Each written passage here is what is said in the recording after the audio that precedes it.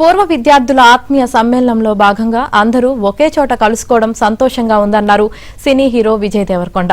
నాగర్ కర్నూలు జిల్లా కొల్లాపూర్లో రాణి ఇందిరాదేవి పాఠశాల కళాశాల గోల్డెన్ జూబ్లీ కార్యక్రమానికి ముఖ్య అతిథిగా మంత్రి జూపల్లి కృష్ణారావు, సినీ హీరో విజయ్ దేవరకొండ పాల్గొన్నారు.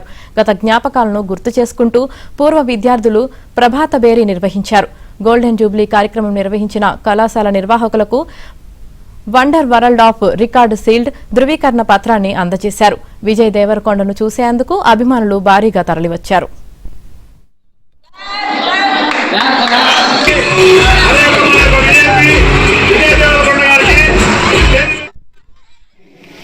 అంటే ఇన్స్టిట్యూట్ అంతమంది 1970లో